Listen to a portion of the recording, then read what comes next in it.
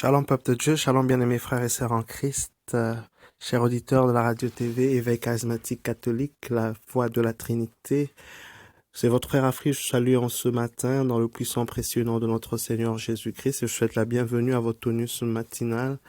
Oui, bien-aimés, nous allons encore une fois de plus élever le nom du Seigneur. Je t'invite donc, bien-aimé, à donner gloire à Dieu en ce moment, le confier ces instants, le louer, le glorifier. Papa, nous venons à toi, source de toute vie, source de toute force, reconnaître que tu es Dieu.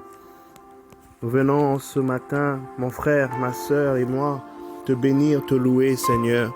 La Bible déclare, si le Seigneur ne bâtit, les bâtisseurs bâtissent en vain. Père, c'est pourquoi nous voulons te donner les prémices de ces instants, te donner la première place, Seigneur, Père, te louer, te glorifier, te dire énormément merci pour le souffle de vie, la santé que tu nous accordes, la protection. Merci pour ces instants où tu nous permets de venir à l'écoute de ta parole pour grandir, Seigneur, pour changer, pour être transformé, car tes paroles sont esprit et vie. Nous te disons merci, Père éternel, de renouveler notre intelligence en ce jour. Merci pour tout ce que tu fais, que tu accomplis. Ces choses que nous voyons, c'est que nous n'avons même pas encore vu, mais que toi, tu as déjà relâché. Nous disons merci énormément pour cela. Merci, Seigneur, pour cette journée. Nous voulons te recommander toutes choses, Yahweh. Te laisser la place, prends le contrôle, remplis-nous Seigneur, par ton Saint-Esprit, remplis-nous de ta connaissance, brise le joug d'ignorance, Père, brise les écailles de nos yeux, tout voile que l'ennemi a placé sur nos chemins, afin de nous aveugler, Seigneur, nous prions que tu puisses détruire cela, au nom puissant de Jésus. Merci Seigneur Jésus de nous aimer, toi qui es notre avocat, toi qui parles en notre faveur auprès du Père, nous te disons merci, merci Seigneur Jésus. Tu es le meilleur conseiller. Nous te disons merci. Saint-Esprit, nous te recommandons ces instants. Prends le contrôle et sature l'atmosphère spirituelle et physique. Remplis-nous, révèle-nous de ta puissance. Inspire-nous. Permets-nous de comprendre la parole de Dieu. Au nom puissant de Jésus. Amen. Oui, bien-aimé, j'ai à cœur de partager avec toi la parole de Dieu aujourd'hui qui est tirée de 2 Rois, chapitre 3, verset 4. 2 Rois, chapitre 3, verset 4. La Bible déclare, Mécha, roi de Moab, était un éleveur de troupeaux. Il livrait au roi d'Israël un tribut de 100 000 agneaux et 100 000 béliers avec leur laine. Mais à la mort d'Akab, le roi de Moab se révolta contre le roi d'Israël.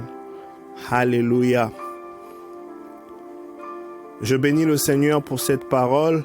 La Bible nous parle d'une révolte d'un roi, le roi de Moab, qui devait livrer 100 000 agneaux et 100 000 béliers avec leur laine. C'est une réclamation, il devait payer tribut au roi d'Israël en faisant cela. Mais quand il y a eu mort du roi Akab, quand il y a eu un changement, il s'est dit non, je dois me révolter, la situation est différente. Il a pris conscience, n'est-ce pas, de ce changement. Et voilà ce qui l'a poussé à se révolter contre cette situation. C'est pourquoi ce matin, bien-aimé, je viens parler à une personne qui souffre de quelque chose. Une personne qui est tellement fatiguée des problèmes, des épreuves. Tu te dis, ça doit stopper. Tu te dis, ça doit stopper. Quel genre de souffrance? Pourquoi ce genre de situation? Tu pleures, tu souffres. Tu es meurtri pendant que Christ est mort sur la croix, ayant résolu ses problèmes. Quand nous allons en justice, on ne peut pas donner une personne 2 fois pour la même chose. Or, la Bible dit, l'acte qui nous condamnait, l'acte qui subsistait contre nous, Christ l'a déjà cloué sur la croix. Christ est mort pour nous sur la croix. Voilà pourquoi, bien-aimés, on a une raison de nous révolter profondément par rapport à ces injustices que nous subissons, à ces injustices que tu subis. Tu connais ta situation, tu vois ta vie, tu vois la vie de ton foyer, tu vois la vie de ta famille, la vie autour de toi. Il y a bien des choses peut-être qui te révoltent, qui, n'est-ce pas, ne te donnent pas la paix. Des choses, n'est-ce pas, qui à l'intérieur de toi te révoltent, je dois dire. Je viens donc, bien-aimé, en ce matin, à travers cette parole, oui, te faire prendre conscience justement de ces actions que nous devons poser, qui traduisent ce ras-le-bol, qui traduisent cette révolte intérieure, qui traduisent ce sentiment, n'est-ce pas, que nous avons à l'intérieur de nous, que les choses doivent changer. Trop, c'est trop. Tu t'es sûrement dit, trop, c'est trop, les choses doivent changer. Ça fait bien de mois, ça fait bien des années que tu pleures pour la même chose. Et tu te poses la question, Seigneur, pourquoi moi? Pourquoi ma famille? Pourquoi ça perdure? Et pendant que tu le fais, le Seigneur te pose la même question en disant, mais pourquoi c'est pas encore résolu? Pourquoi? Parce que Dieu a déjà tout fait sur la croix pour toi.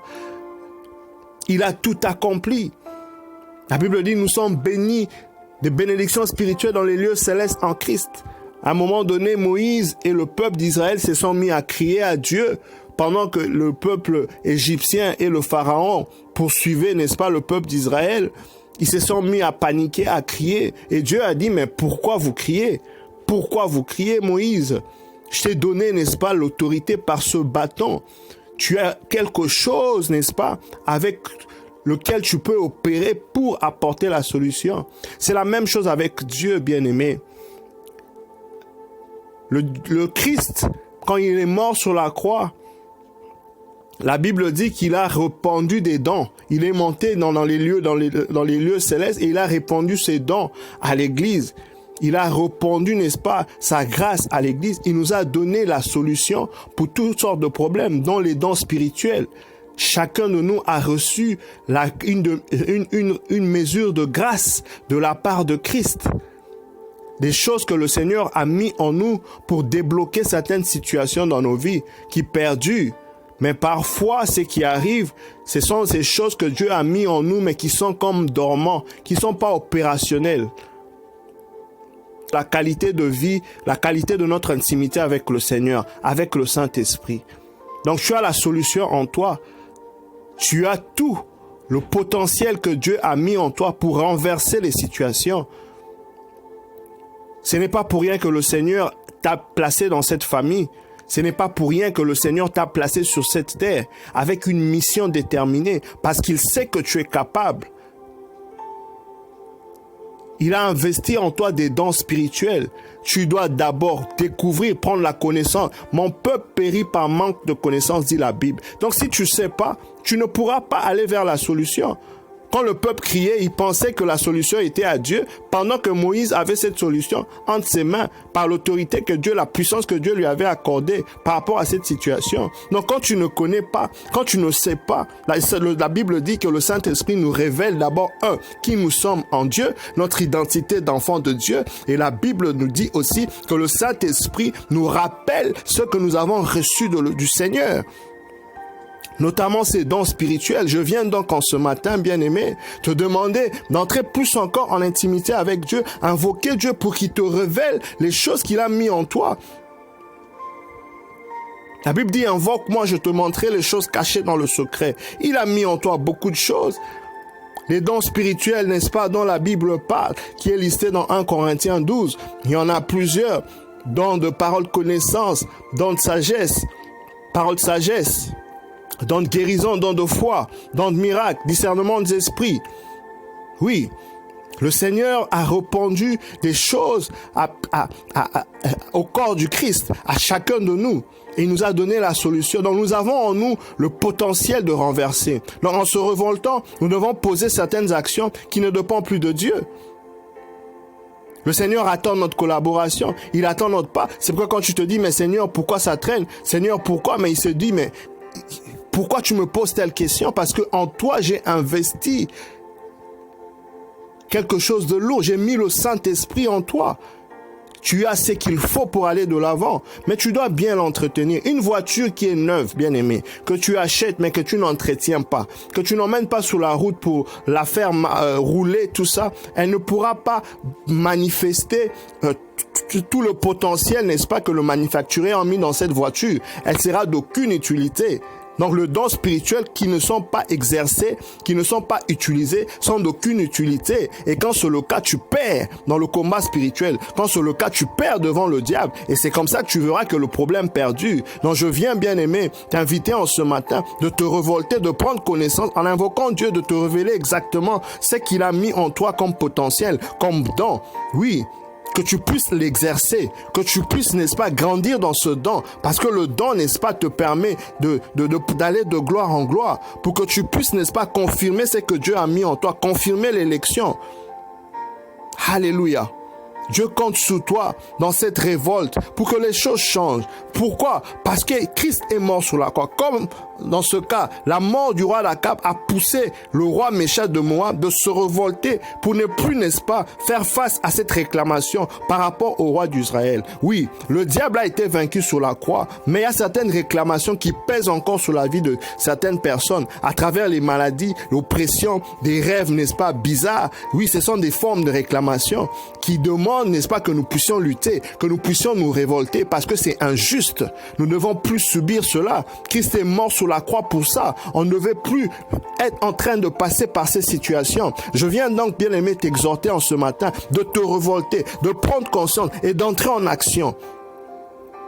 D'entrer en action, de prendre conscience de ce que Dieu a déposé en toi. Invoque Dieu, il te montrera les choses cachées. Tu as une mission de renverser. Tu as une mission de renverser. La Bible déclare, Dieu dit à Jérémie, dans le livre de Jérémie 1, j'ai mis en toi ma parole et j'ai t'ai donné autorité sur les nations, afin de détruire, afin de déraciner et de planter. Dieu nous a donné, n'est-ce pas, une mission pour changer. Christ est mort sur la croix pour que la lumière, n'est-ce pas, soit lumière et que les ténèbres soient dissipées.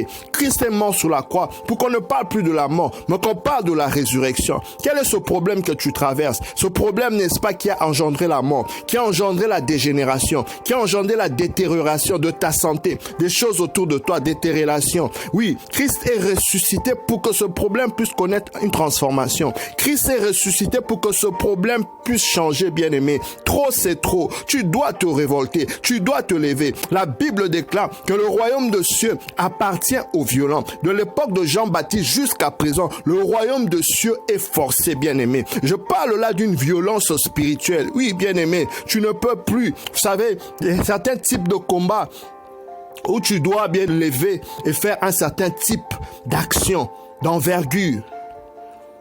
Nous voyons que dans les nations où il y a eu des dictatures, des choses comme ça, c'est quand le peuple a pris conscience et s'est révolté qu'il y a eu changement. Alléluia. Et même parfois, quand on a déclaré l'indépendance, comme aux États-Unis, quand on lit l'histoire, quand les Anglais, n'est-ce pas, ont déclaré, les Américains, les Anglais sont partis par ce processus, il y a eu déclaration de l'indépendance, mais ce n'était pas du coup que cette indépendance a eu effectivité. Les Américains ont dû lutter pour que le décret puisse prendre effet, soit effectif. Le diable ne te lâchera jamais. Bien-aimé, la vie ne te donnera jamais ce que tu mérites, mais ce pourquoi tu combats. Alléluia. La vie ne te donnera jamais ce que tu mérites, mais ce pourquoi tu combats. C'est pourquoi tu dois entrer dans des actions concrètes, dans cette violence spirituelle où tu ne recules pas, où tu poses certaines actions de persistance, de persévérance, des actes de foi qui te permettent de renverser la vapeur. Parce que le diable a déjà été vaincu sur la croix. Mais le Seigneur s'attend à ce que la manifestation de cette victoire se fasse par le genre d'action que toi tu mènes, par les dons spirituels qu'il a mis en toi, que toi tu exerces pour grandir et confirmer ton autorité, ta suprématie sur le diable. Alléluia. Oui, bien-aimé, je viens donc en ce matin t'exhorter, t'encourager, bien-aimé, de mener ce combat spirituel, de prendre conscience de ce que Dieu a mis en toi, de poser des actions. Il y a une dame, n'est-ce pas, dans la Bible dont Jésus parle, dont le juge inique ne faisait pas, n'est-ce pas, justice. Il ne voulait pas du tout faire justice à cette dame. Et la Bible déclare qu'elle a insisté, elle revenait chaque jour. Elle revenait chaque jour, rappeler pourquoi est-ce que, n'est-ce pas, le juge unique devait faire justice à cette dame. Et la Bible dit que ce juge unique qui ne craignait pas Dieu, il a tellement été secoué, embêté, qu'il a relâché la bénédiction, la justice pour cette dame. À combien plus forte raison notre Seigneur ne le ferait pas, bien-aimé? Et Jésus dit dans ce passage, quand il viendra, est-ce qu'il trouvera la foi? Est-ce que le Seigneur trouvera la foi? Dans quel état es-tu? D'abattement, de raisonnement ou dans un état de grâce en ayant la foi? Cette foi qui agit, cette charité qui agit par la foi.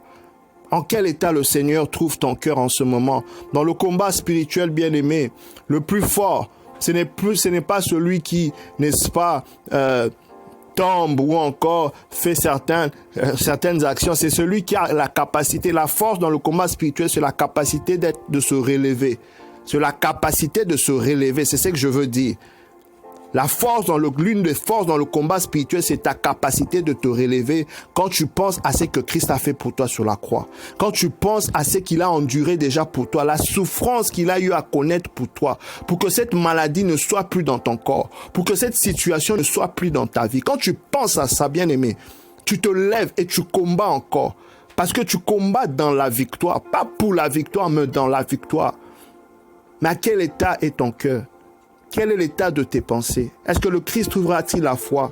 La Bible nous parle d'une femme cananéenne dont l'enfant, n'est-ce pas, était tourmenté par les démons, qui est venue à Christ. Christ n'a pas répondu la première fois. Les disciples ont dit, elle crie beaucoup. Christ a dit, je suis venu pour les brebis perdues d'Israël. La dame est venue se mettre encore à genoux une troisième fois à Christ. Christ a dit, on ne peut pas donner la nourriture des enfants aux chiens. La dame dit, oui, même les miettes peuvent tomber en bas et ces chiens mangeront. Et Christ était émerveillé, il a dit, la foi de cette dame est très grande. Elle a obtenu le miracle. Bien-aimé, il faut persévérer dans la situation dans laquelle tu es. Tu dois combattre. Le royaume de Dieu appartient aux violents. Voilà ces actions de persévérance que tu dois poser pour émerveiller Dieu, pour qu'il comprenne que spirituellement, tu es devenu mature, tu as pris conscience de l'œuvre achevée de la croix et ainsi tu as créé le canal, tu as créé le chemin par lequel ces bénédictions qui sont déjà dans les cieux, tout accompli, puissent, n'est-ce pas, envahir maintenant ta vie et que cela soit manifeste, que cela puisse être visible dans ta vie. Alléluia, car la Bible déclare que l'univers tout entier, le monde tout entier attend ardemment la révélation des fils et filles de Dieu. Je prie que cela soit ton partage au nom puissant de Jésus-Christ de Nazareth. Sois béni, bien-aimé, et à très bientôt.